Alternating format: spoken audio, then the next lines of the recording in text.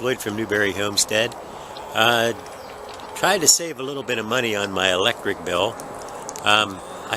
When I was over in where I lived before, I had some solar panels, so I brought them over here, and I just now finally got them all hooked up. And I had to purchase one more to finish out what I did need. Give you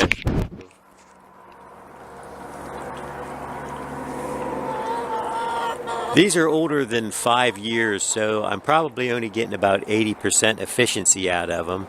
But it's still producing quite a bit of electricity for me. And the one over on the other side over there, that's a portable one that my son made.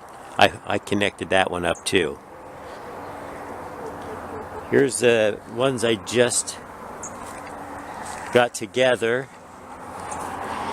And this one down here, I just purchased that one to finish out this array here.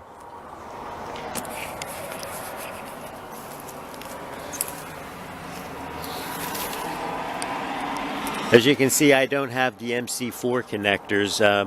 My old panels didn't have those, so these are just all direct connected with the wire crimps and taped up. I got to get the brackets and stuff to hook that one fast. Over on this side of the house, we don't get much sunlight until after around 10, and then we starts producing electricity after that. I guess it'll be later now since it's not as much sun in the wintertime.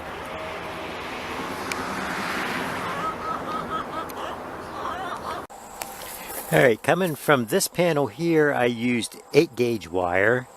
It's a little heavier, and you use stranded wire. I was told that DC electricity travels on the outside of the wire, AC travels on the inside of the wire.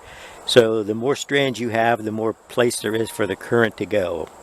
Not sure if that's true or not. That's what I was told. I'm not an electrician.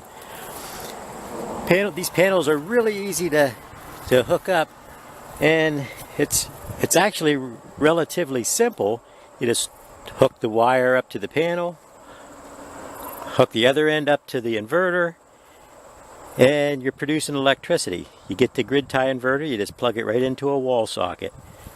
Okay, these panels over here, they're closer. DC power loses a little bit of its strength over distance, and since this one doesn't have to go so far, I didn't need it quite as big of a wire.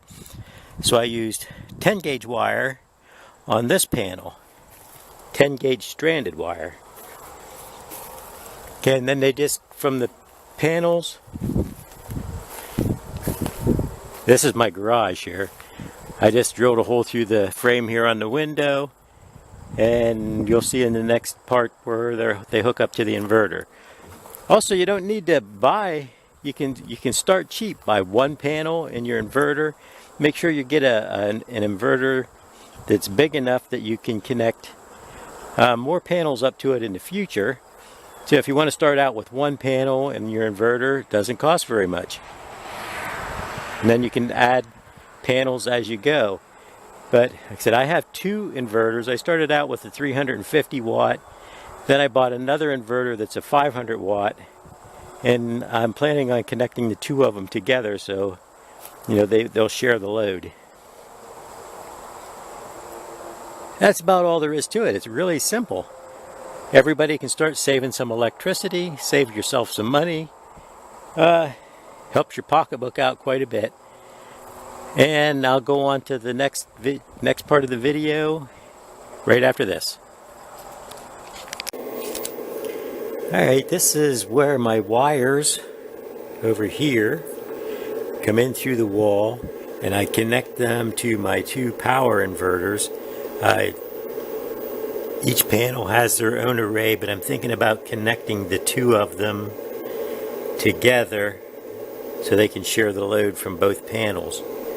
And these are grid tie inverters, which means while they convert the DC to house current, it comes out this plug. I have the 2 of them.